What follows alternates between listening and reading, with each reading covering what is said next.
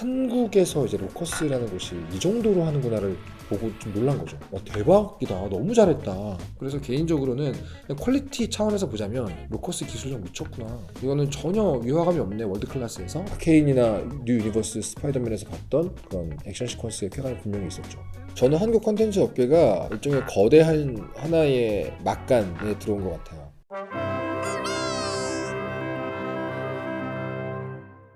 그러니까 약간 댓글 보다가 딱 그걸 봤거든요. 왔다 내 밥 친구, 왔다 내 운전 친구 막 보고 기분 좋죠. 틀어놓고 밥 먹는구나 그런 생각을 한 거예요. 그래가지고 길고 듣기만 해도 되는 그런 거 좀 해볼까 싶은 마음에 하자 그런 거죠.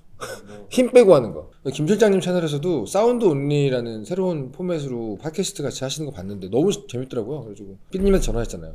저도 이거 하고 싶었는데 따라할게요. 오늘은 테마록 보고 가잖아요. 저. 테마로 근데 두 사람도 아직 안 봤다면서요. 저희는 안 봤는데 테마록 세대 아니잖아요. 근데 맞아요. 테마록이 너무 옛날이긴 하죠.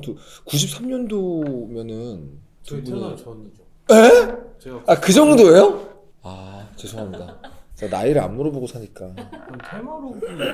테마로 원작이 있다고 하더라고요. 원- 원도 몰랐어. 원작이 있다고 하더라고요. 너무한 거 아니에요? 저 저거 알았어. 100만 부, 1000만 부 베스트셀러. 저 전설이요, 전설. 테마록은 진짜 전설이었어요. 그러니까 93년도가 하이텔 나온 때거든요.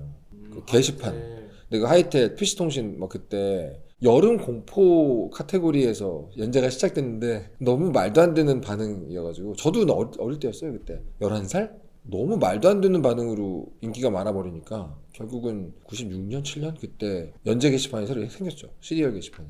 우리가 알고 있는 이영도의 전설 드래곤 라즈도 거기서 시작했고 그러니까 완전 한국 그 예전 도서대여점 때 많이 봤던 무협 판타지 장르 문학 쪽이 그때 다 폭발하듯이 나온 것 같아요. 근데 그 앞에 제일 앞에 맏형 느낌으로 테마록. 테마록이 드래곤 라자보다 앞에요? 그죠? 시기적으로는 앞이죠. 완전 오늘 원조격이다. 약간 현대자동차 연구원이셨다고 알고 있는데 진짜. 작가님이 PC통신으로 도면을 지방에 있는 회사에 보내려고 PC통신을 처음 시작하셨다는 썰을 들었거든요.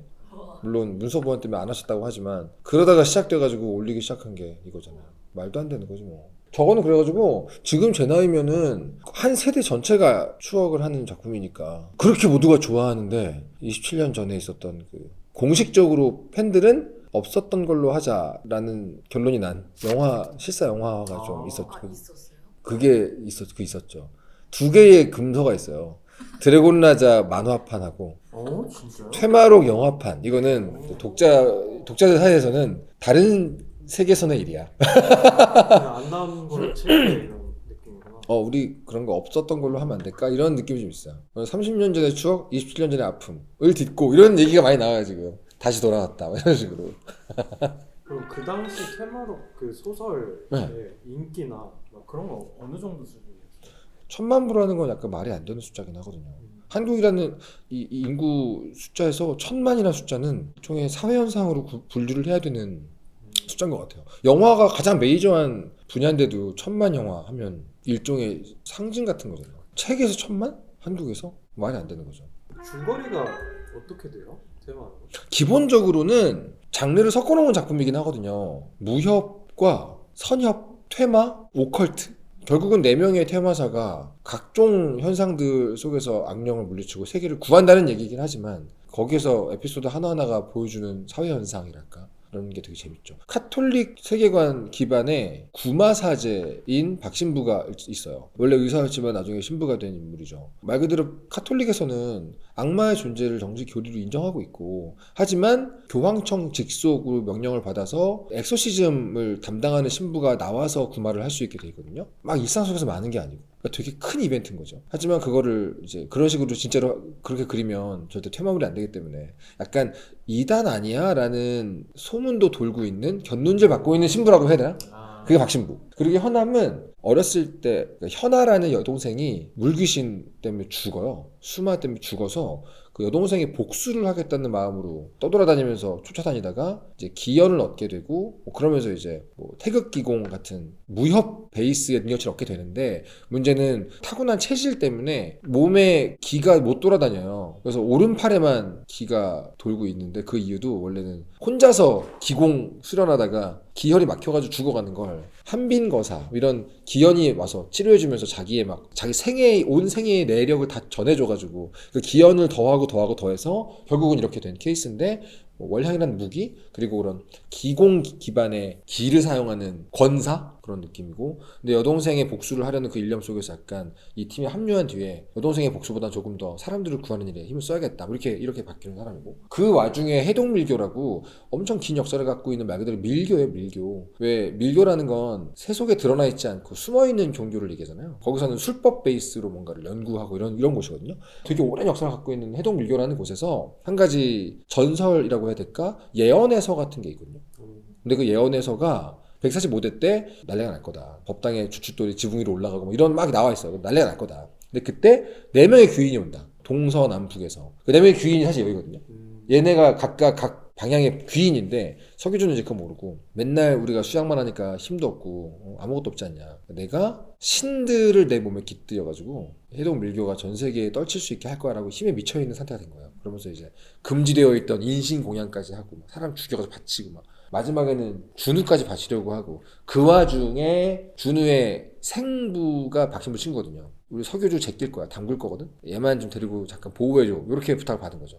야, 서교주가 미쳤어. 호법들하고 다 모여가지고 교주 담가버릴란게 준우만 좀 부탁한다. 그래가지고 박신부가 준우 데리러 오고 현암은 자기 몸에 이상이 있으니까 준우 생부에게 가서 도움을 청하라는 은인의 말을 듣고 찾아온 거고 그렇게 모이게 된 건데 그 자리에서 이제 사달에 나부린 거죠. 시바신, 칼리신 혹시 아세요? 칼리와 시바 모두 인도 쪽의 신이잖아요. 사륙의 신이나 뭐 전쟁의 신 뭐 이런 분들이거든요. 그런 신을 강림시켜가지고 자기가 이제 짱센 사람이 되겠다라고 하고 있는데 저 사람들이 모여서 너 멈춰 이렇게 된 거예요. 그래가지고 붙는 얘기죠. 큰 틀은 서교주를 저지하는 얘기가 첫 에피소드인 거죠. 하늘이 불타던 날. 영화가 전체 내용의 몇 퍼센트를 담고 있나요?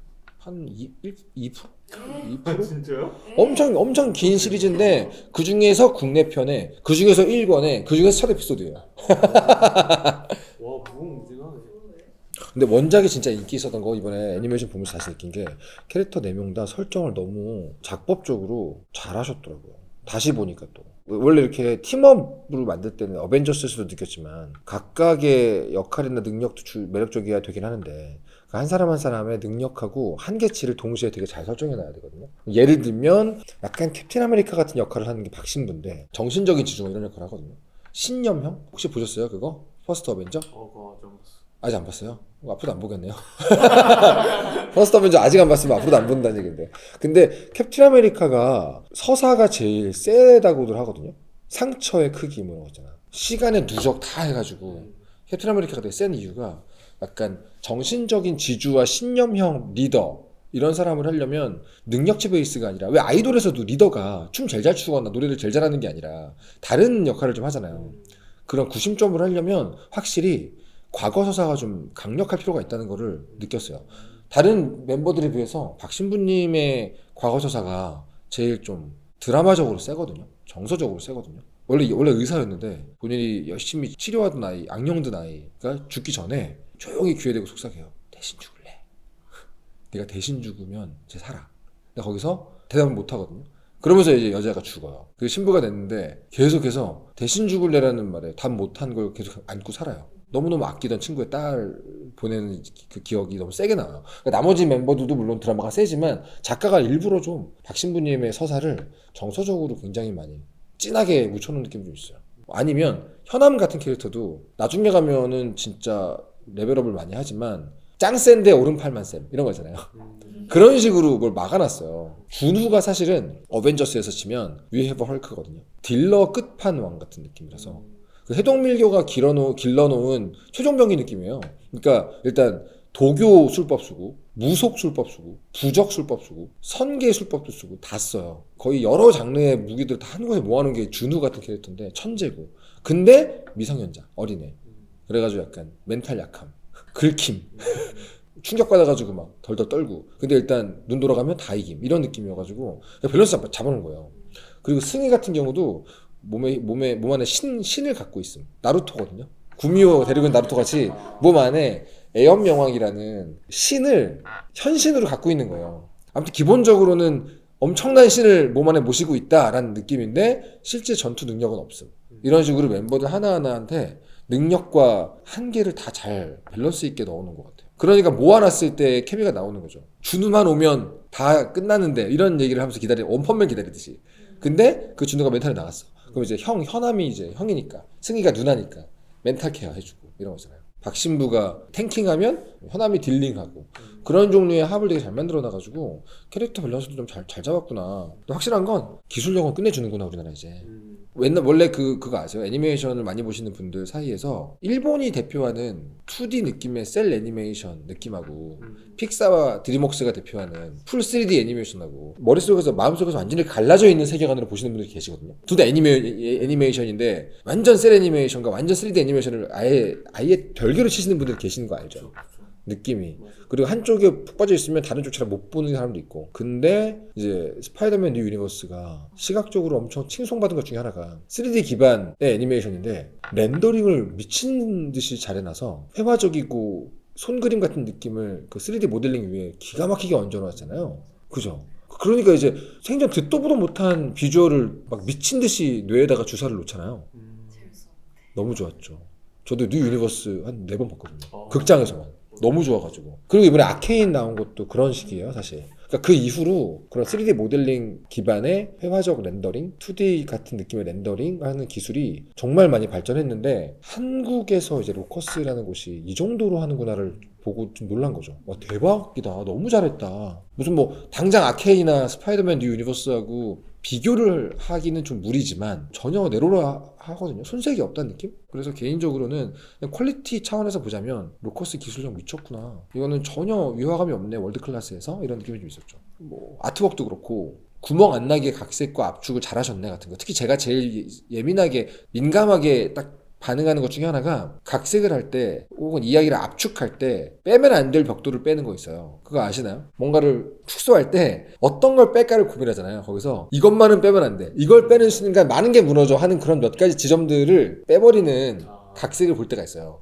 저걸 뺐어? 아무리 러닝타임이 길어서 덜 된다 그래도 저걸 뺐어? 그런 경우가 있는데 터널업은 그런 게 없었어요. 이야기가 작동하려면 반드시 필요한 벽돌은 하나도 안 건드리고 압축을 했구나. 그리고 테마록은 크게 보면 액션 장면, 그 전투 장면에서 각 4명의 장기가 등장하는 다채로운 액션 아이디어들 하고 드라마 이 두 가지를 되게 잘 배분해서 명작이 됐던 거라고 좀 봐요. 실제로 한국에서의 퇴마물이나 오컬트 같은 경우는 정체를 알 수 없는 미지의 존재나 악령을 조사버리는 얘기가 아니라 실제 그 뒤에 인간의 이야기가 있었다라는 게 되게 중요한 설정이거든요. 그러다 보니까 인간이었던 귀신, 인간이었던 영혼 이런 것들에 대한 구제 구마가 중요한 축이다 보니 드라마와 신파를 뺄 수가 없는데 퇴마록은 그 지점에서 왜 어떤 게 슬퍼서 어떤 게 화가 나서 이렇게 됐을까에 대한 거 얘를 위로해주고 달래주고 아니면 이제 분노와 원한, 배신, 복수 이런 정서를 항상 건드리는 게 있어가지고 드라마가 되게 강하거든요. 그 와중에 일단 전투가 벌어져. 그러면 녹색 아우라로 대표되는 박신부의 탱킹 뒤에서 일단 들이받는 육체파 현암이 앞에 딜링을 하고 멀리서 온갖 종류의 부적술과 도술, 술법 이런 거 가지고 원거리 딜링하는 준우가 있는데 제일 뒤에서 모두에게 서포트를 하고 있는 애연명왕의 아바타 승희가 있는 거니까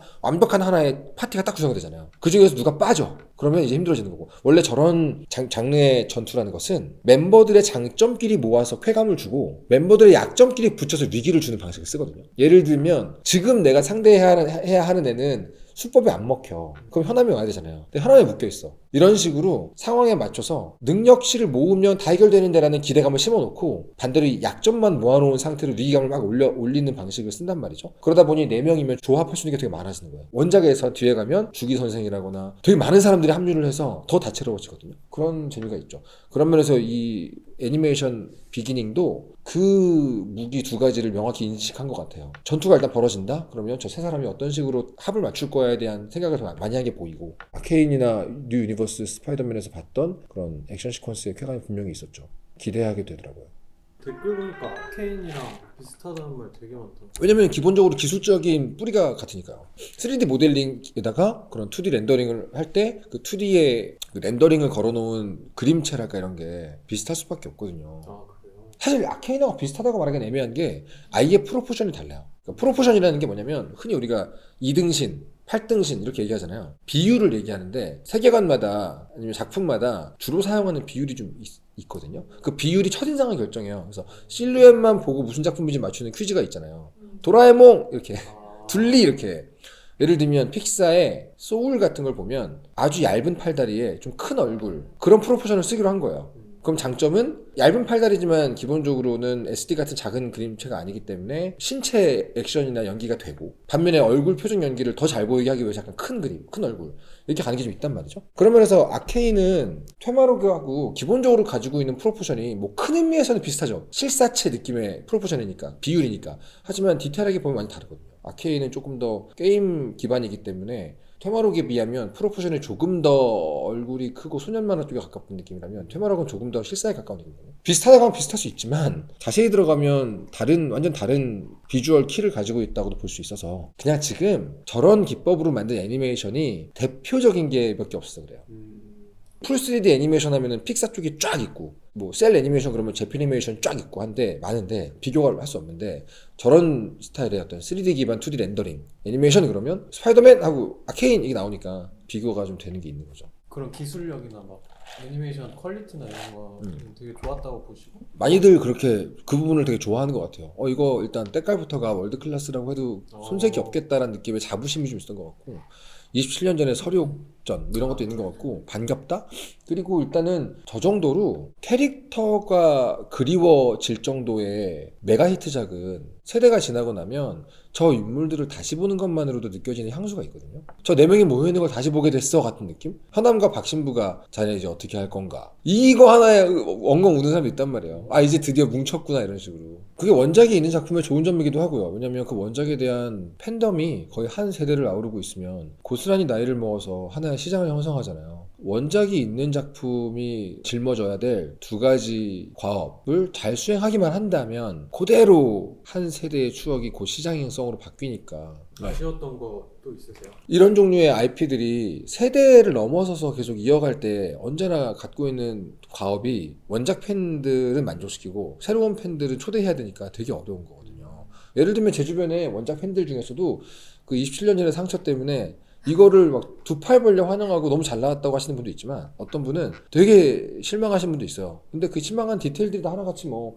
예를 들면 현암 제일 중요한 월향검 어디 갔어? 월향검이라는 게 요 팔뚝만한 길이의 짧은 검인데 혹시 에고소드 아세요? 판타지에서 에고소드는 자아를 가진 검이잖아요. 주인하고 말도 대화하고 마법검의 끝 자아를 가졌으니까 그런 느낌인데 알고 보면 조선시대에 한을 품은 여자의 혼이 들어가 있어요. 그래가지고 제가 본 장르소설 최초의 반려무기예요. 반려무기. 진짜 약간 러브라인 같이 나와요.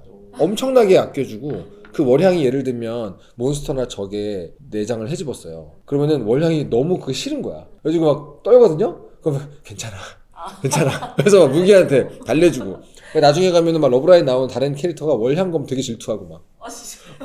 월향을 엄청 챙기니까. 그래서 그 한을 품은 칼과 함께 싸우는 거라 현암의 대표적인 무기인데 아예 안 나오거든요 이번에. 현암이 그냥 태극 기공에 오른팔만 뚫려 있는 상태라서 오른팔 원툴로 나와요 이번에는. 테마록 영화 애니메이션판의 비기닝이니까 그렇다고 치더라도 너무 다들 기대했던 사자후, 태극패, 부동심결, 월향검 이런 게 다 안 나오고 오른팔 원툴 이걸로 나오니까 다들 좀 아쉬워했죠. 근데 뭐 준우도 이제 제일 유명한 뇌전이라는 기술은 나오지만 그 뇌전 쓸 때 다들 약간 비명지르죠. 뇌전이다. 그래서 아저씨들이 약간 그 레리코 싱얼롱 보는 애처럼 인드라의 뇌전이다 이러면서 막 너무 웃겼어 좀.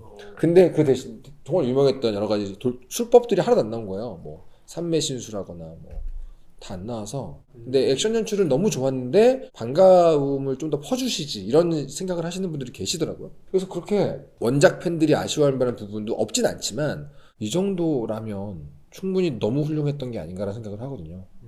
최근에 막 파묘나 검은 사제들 같이 네. 그 한국형 오컬트가 되게 많이 유행을 했었잖아요. 한국형 오컬트의 특수성이 뭐가 있을까? 사실은 화묘, 사바하, 퇴마로, 검은사제들, 검은수녀들 요 작품 이름을 딱딱딱 얘기할 수 있는 이유가 뭐냐면 그거 외에는 없었기 때문에. 되게 드물잖아요. 그러니까 분명히 얘기할 수 있어요. 한국에서 오컬트는 마이너한 장르예요. 전 세계적으로 오컬트는 메이저한 장르지만 근데 재밌는 게 유럽 같은 경우는 중세 이후에 기독교적 세계관이 한번 싹 판을 갈았잖아요. 그러니까 토목공사처럼 제 아래쪽에 그게 집안처럼 있으니까 유일신 사상 기반에 온갖 잡다한 신들을 싹 다 옆으로 치워가지고 한번 정리를 한 베이스가 있어요.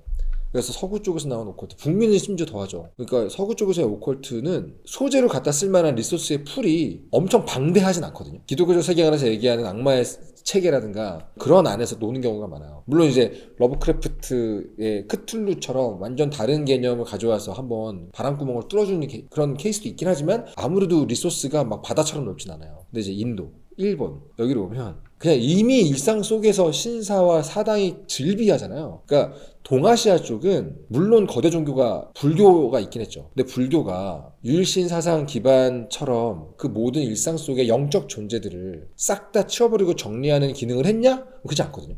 오히려 불교 쪽은 무속이나 이런 거랑 합쳐지면서 그런 어떤 오컬트의 소재가 될 수 있는 일상 속 영적 존재들의 리소스 풀을 더 풍부하게 해줬어요. 그러다 보니까 서구 쪽에서의 오컬트가 약간 엑소시즘과 구마 중심의 카톨릭 느낌이 좀 있다면 악마나 마귀가 들렸고 그래서 콘스탄틴 보면 지옥 갔다 오고 마귀 죽이고 상대가 다 데빌이거든요. 근데 이제 인도, 일본 쪽을 보면 그렇진 않은 게 그 오컬트라는 장르가 젖줄로 갖다 대고 싶어 할 만한 리소스의 풀, 소재의 풀이 너무 넓어서 그 뒤에 사람도 있고 드라마도 있고 신도 있고 다 있을 수 있어요. 근데 한국을 봅시다. 그러면 한국에는 무속이라는 어마어마한 풀이 있거든요. 그러니까 소재를 보면 거의 이거는 거의 뭐 진짜 큰 바다인데 오컬트가 성립하지 못했던 거죠 그동안. 이거는 시장의 크기도 있을 거고 원래 한국같이 애매한 정도의 인구수로 애매한 크기의 시장이 형성이 되면 제일 먼저 죽는 건 애매한 크기의 장르들이거든요.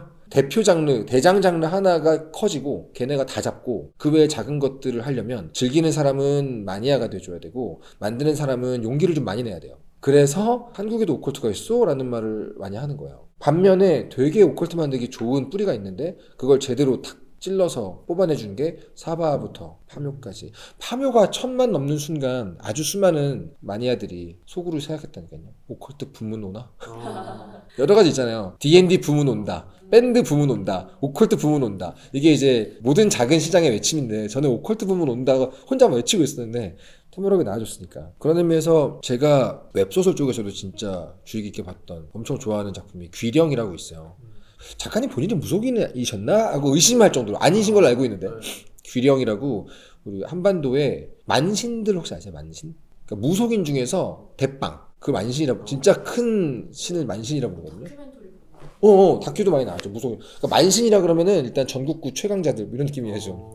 큰 무속인. 근데 그 만신들의 얘기고 그 만신들의 다음 세대 얘기이기도 한데 소재부터 디테일한 취재까지 너무너무 훌륭한 웹소설이 있어요. 거기에 뿅 반해가지고 결국은 그 귀령을 제가 웹툰화하고 있거든요. 아 진짜요? 그러니까 제가 프로듀싱하고 있는 웹툰 중에서 귀령이라고 있는데 그게 그런 한국 무속 기반의 오컬트의 거의 정점이라고 저는 보는데 그 원작 웹소설이 웹소설은 그나마 잘 안 나오면 매출이 작가 혼자서 좀 슬퍼하면 되니까 그런 시도가 계속 있는데 영화 쪽으로 가버리게 되면 큰 용기가 필요한 게 오컬트긴 하거든요. 근데 가만히 보면 시장에서 받아줄까가 걱정돼서 그렇지 소재 풀이나 리소스 이런 거는 무속이라는 거대한 풀이 있으니까 참 좋은데 퇴마로부터 그런 맥락에서 완전 정통 무속 오컬트로만 간 게 아니라 퇴마와 무협과 다 섞은 거긴 하지만 아무튼 퇴마록의 사례를 봐도 한국형 무속, 한국형 오컬트 가능성 전 되게 크게 보거든요. 그래서 이후에 투자할 만한 컨텐츠 소재에 뭐가 있어야 저한테 물어보면 저는 계속해서 쓱 무속을 소문넣기 해요. 항상 계속 그 가시거리 안에 일단 둬보세요 이러면서. 아무튼 그런 의미에서 저는 사바하에서 파묘로 이어지는 그 흐름을 너무나 반가워했던 사람이고 그 다음 행보도 너무 기대가 된다. 테마록 같은 걸 보고서 기술력도 좋고 하니까 앞으로 이런 한국형 애니메이션 많이 나올 수 있을까? 막 이런 기대감 어린 시선도 많더라고요. 저는 한국 콘텐츠 업계가 일종의 거대한 하나의 그 막간에 들어온 것 같아요. 막간이라면 인터루드죠. 막과 막 사이. 왜냐면 게임 업계에서도 과금과 가챠 요소가 가득한 모바일 게임이나 캐주얼 게임만 잘 만들지 니네가 무슨 대작 콘솔 게임, 트리플 A 게임 만든 적 있어? 막 이런 얘기를 들었던 시기가 엊그제인데 벌써 피해 거짓을 비롯해서 어엿한 훌륭한 콘솔 패키지 게임 내고 있고 그 와중에 또 중국에서 검은 신화 우콩 나온 거 보고 또 많은 사람들이 우리도 할 수 있어 그러면서 막 조선 판타지 만들려고 하고 있고 드라마라고 하면 당연히 넷플릭스 본사는 이제 애니메이션 애니메이션 일본 못 쳐다보고 드라마 한국 쳐다보거든요. 야, 제일 잘하는 거 시키자. 쟤네가 만들어 오면 일단 전 세계 통하던데 이런 느낌이잖아요. 그러니까 월드 스탠다드로 뭔가를 내놓기 시작하는 그 한국 콘텐츠 업계의 전반적인 흐름이 좀 느껴지거든요. 그런 측면에서 애니메이션 why not 이런 게 좀 있어요 저는. 근데 테마록이 이번에 그 시작이 되면 너무 좋겠죠. 역량만 놓고 보잖아요. 예를 들면 제가 전에 교수를 하던 청강대학교에 애니메이션과 학생들 과제 보잖아요. 장난 없어요. 너무 잘하거든요. 단편 애니메이션 끝내줘요. 근데 그 사람을 다 어디로 가 있을까? 시장이 못 받아주니까 게임 회사에서 이제 시네마틱 만들러 들어가 있고 광고 업계에서 광고 만드는 애니메이션 이런 식으로 가 있는데 다들 마음속에 꿈은 뭐냐면 우리도 지브리, 우리도 픽사 가능한데 뭐 이런 게 있단 말이에요. 능력 엄청 좋고 시장이 받아주기만 하면 그런 면에서 저는 테마록 많이 봐주시면 그게 그대로 이어지지 않을까 하는 기대는 있죠. 오타쿠로서는 설레고 좋고 기대가 되는데 동시에 요 힘이 좀 빠지면 안 되는데라는 느낌으로 멈출 것 같은 그네 한번 밀어주고 싶다는 느낌이 있죠. 그래서 오타쿠들은 언제나 영업을 하고 사는 거거든요. 내가 더 보려면 너네가 봐줘야 돼요 이러면서. 내 꿈이 이루어지려면 다 같이 봐줘야 되니까. 아주 순수한 이기심에 기반하여 너에게 영업을 할 거야 이런 게 있어요. 나 행복하자고 영업하는 거니까 제발 봐 이런 게 있단 말이에요. 우리는. 오늘 얘기 나눠보니까 우리 원전도 많은 것 같아요. 테마록도 있고 네. 드래곤 라자 같은 것도 있고. 묵향 같은 것도 뭐 정말 끝내주는 작품이고 끝도 없어요. 장르 소설로 가면 웹소설의 엄마 아빠 격인 판타지 문학, 무협 문학 쪽으로 가게 되면 또 한국에 한 칼 하시는 분들 너무 많거든요.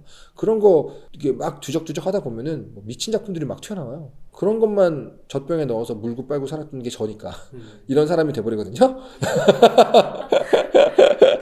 그러니까 뭔가 다시 꺼내서 먼지 좀 털고 살짝 각색해서 전 세계인들에게 보여줄 만한 원소스가 지하수같이 엄청 흐르고 있는데 그런 느낌입니다. 그 테마록 제작 스튜디오 로커스 네네네. 여기서 이제 드래곤 라자 어? 드래곤 라자도 제작한다고 하시더라고요.